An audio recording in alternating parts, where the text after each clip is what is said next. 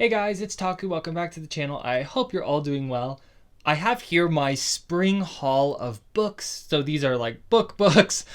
Check out the manga and the anime haul videos for the spring that I recently uploaded for that stuff.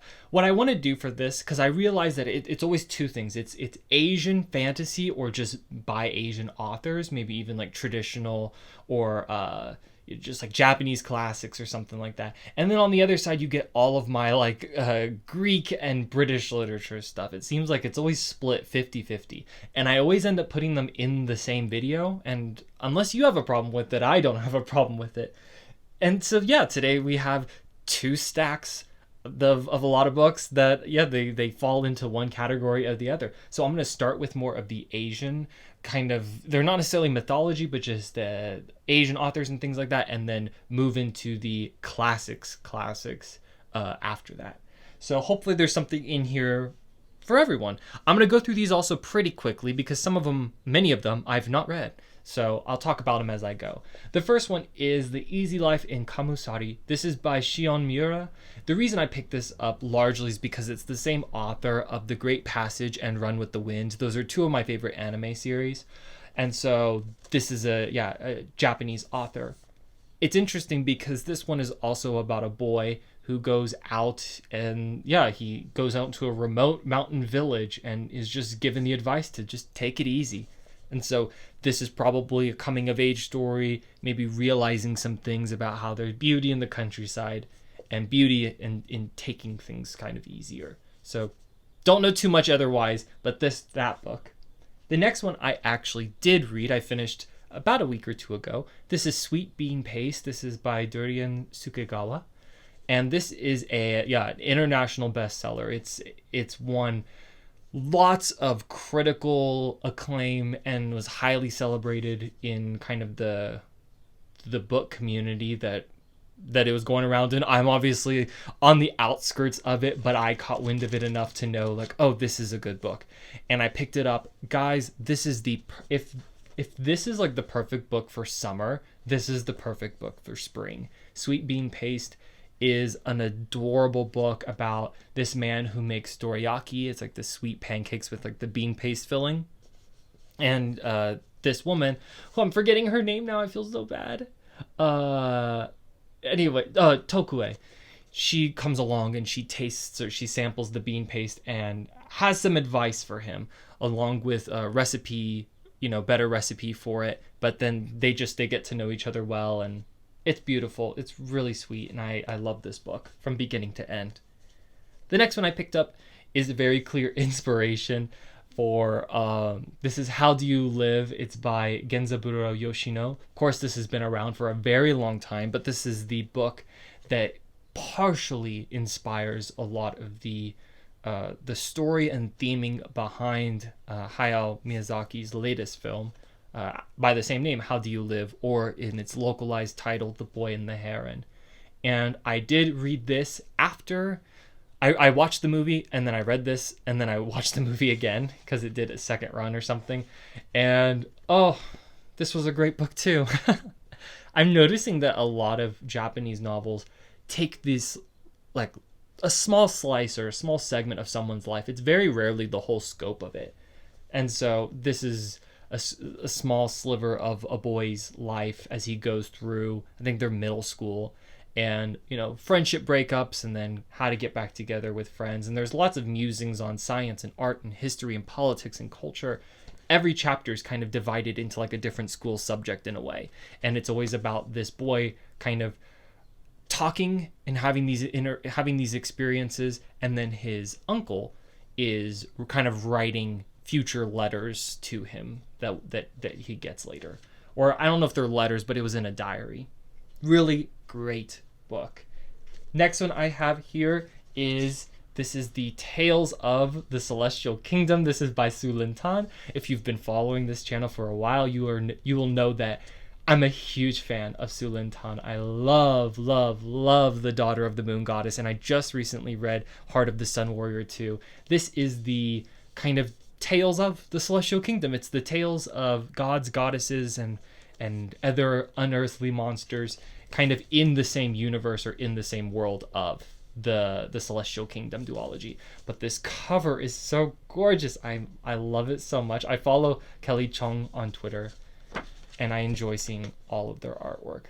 But I got a part way. It's a small book. You can see it's really small. I got like a fourth of the way into it and then had to stop. But I want to pick this up immediately and continue it. I have here a long-awaited sequel. This is Sound the Gong. It's by I believe Joan He, if I'm pronouncing that correctly. I love Strike the Zither. So short story on that is this is another duology.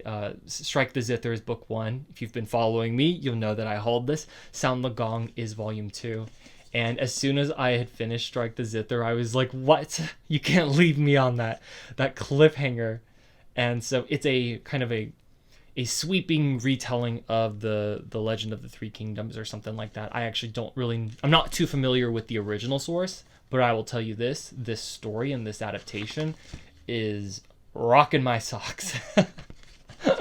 And the artwork, of course, is gorgeous as well. Not only that, but this version that I was able to pick up was signed by the author. So I'm going to cover my name there. But there we go. I was able to get a signed one from the author's store. And yeah, it has my name in it. There's a gold... Whoops. It's in a plastic wrap, but it's a gold... looks like a peacock and a sparrow or an eagle or some other kind of bird in there as like a metal bookmark. So that's a cool little extra. Not only that, but there is also, because I pre-ordered this on the special website, there is this bonus story called In Another Life about the main characters. And I'm glad that this got like published, like it's like an official little publication. So you're supposed to read this after a certain point in the book, in the book series. So like there's artwork. It says like don't flip this, and so I'm like, oh. But yeah, cool little extras, like for like just a traditionally published book. Cool that it gets this kind of a treatment. The next set of 4 books all kind of go together. So this is in the world of Avatar: The Last Airbender. These are books I've admired for a while, but I never actually picked up. The first is the duology. This is The Rise of Kyoshi and The Shadow of Kyoshi by F.C. Yi. These are chronicles of the Avatar. And I did actually read both of these. You can see all of my little sticky notes that I leave in there for my annotations. I've always been kind of not an admirer. How do I say this? Fascinated by the story of Kyoshi. And so the fact that these books have been out for years and I'm just now reading it, they're very, how do I say this? They hold up on their own, even if you're not familiar with the Avatar universe. Avatar has always had this just insane balance between philosophy and action and humor, and then also had admiration just for culture in general, even invented kind of cultures or inspired cultures. And I found that these books are no different. A lot of the ethos is maintained, and I would say even stronger sometimes than the writing that is featured in the TV series. So check these out, especially Kyoshi. I don't have too much to say on The Dawn of Yangchen and The Legacy of Yangchen. I haven't read them yet, but I'm guessing that they will have a similar kind of beauty to them. I was so amazingly surprised by how much I enjoyed the Kyoshi stories. What we have next is the classic stuff. I had to bend over to go get them. So I'm going to go through these pretty quickly. The first one is The Little Prince. This is a French children's classic. I bookmarked some spots that I am particularly fond of. I'd read this a long time ago, but now I actually own it, which feels kind of weird. I particularly picked this one up, though, because Tomorrow By Together, K-pop group that I like, recently has their latest album, Minisode 3, is inspired a lot by The Little Prince. So I thought it'd be time to pick it up and then go through it. And I read it, and it's good.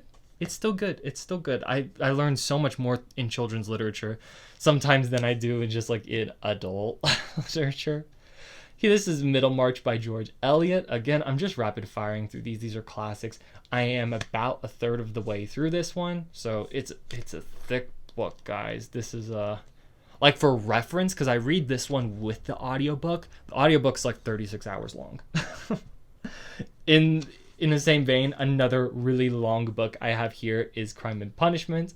So I've been picking up these Alma Classics versions or publications because I like the way they look on the shelf. There's enough character in the font and the spine that they stand out on a shelf, and I like. This is a short. I think this is just the short story. I don't think it's the collection of works, but this is just White Nights by the same author. And then the rest of this stuff, oh my gosh, if I can get all of it. We're getting into the Greeks. A bit Greek and a bit Roman, actually. So the first one we have here is Apollonius of Rhodes' The Voyage of Argo.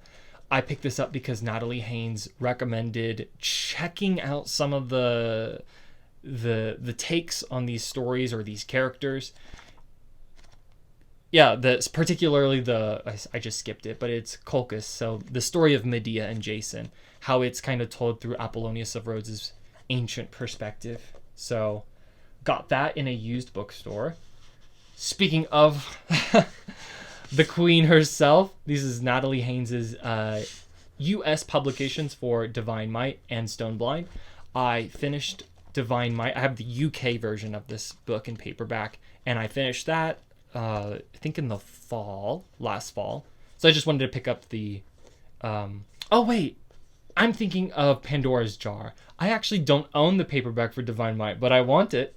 So this is her latest nonfiction book. I'm sorry. This is about different goddesses, and the first one is about different female humans. So you can see the Muses: Hera, Aphrodite, Artemis, Demeter, Hestia, Athene or Athena, and the Furies are kind of the subjects of this book. Lots of dense information effortlessly packed into a book. Stone Blind is one of my favorite books by her as well. This is a kind of a Medusa retelling, but I think it's my favorite Medusa retelling. Totally not a bias here, but the US paperback just came out, so I picked that up. Here we've got SPQR, a History of Ancient Rome by Mary Beard. This is kind of like a touchstone piece of, like, I guess, modern literature that people cite regularly. It is also a very well-cited collection of information. And I know literally nothing about ancient Rome, so I figured I'd get that. Margaret Atwood's The Penelopiad takes a stab at the Odyssey, particularly from Penelope's point of view. And I haven't read it, but I know that this is going to be stinging, and it's going to be poignant, and it's going to be excellent. And half the reason I figure out these books is because literally all of these authors are connected in some way. Like, I'm not making this up. The classics world is actually smaller than you think. So this is from the author of The Handmaid's Tale. It's been out for a while, but I'm just now getting around to it because I'm going to try to do a huge Odyssey run this summer. I have here now Sophocles' 3 Theban plays. This is Antigone, Oedipus the King, and Oedipus at Colonus, I think. Colonus? Anyway, it's translated by Robert Fagles. Guys, this is Oedipus Rex. So if you've ever had to read Oedipus Rex in high school like I did, it's the same thing. So these are a collection of 3 plays. So I figured I'd pick this up because a lot of these I realized I read were PDF scans or just free available online. Ursula K. Le Guin's Lavinia is about the story of wasn't she the princess, I believe? The princess in the Aeneid. So it features Aeneas, Turnus, all those characters from the Aeneid. So moving a bit away from the Trojan War into this stuff. And yeah, I did not realize that Ursula K. Le Guin had writing over ancient Greek, Roman stuff like that. So I picked that up. This is an Oresteia. This is a translation by a woman. This is Anne Carson's translation of the Oresteia. So it's got the 3 different books. It's Agamemnon, Electra, and Orestes, all collected into one book. So I'm really interested to see how they connect, how the translation fares. And yeah, giving this one a go. I've not read the Oresteia in a couple years. Last two books. These are just Oxford classics. I don't know. I gotta probably cover up nudity. These are Oxford classics. So this is Euripides' The Trojan Women in other plays, and then Euripides' Medea in other plays. I'm familiar with Medea. I've read Medea. I've read this exact version of it. This is all new to me, though, The Trojan Women. So I will embark on these stories. All of these women I'm so familiar with from reading different retellings and original sources, but it'll be cool to see Euripides' classic versions of these, of course. So yeah, lots of classics, guys. I told you it would be lots of I don't know who's even interested in this stuff, so there was a lot of like the Greek stuff, and then of course a lot of the Asian stuff I kind of showed you. But thank you guys so much for watching this video. This appeals to probably a smaller percentage of my audience, but if you are watching and you made it to the end, thank you so much. Let me know if you've read any of these or are familiar with these, or if you have a favorite Greek myth or a favorite classic story. I'd love to hear about it. But till the next seasonal kind of recap, otherwise I'll be working through this for a while. Till next time, guys.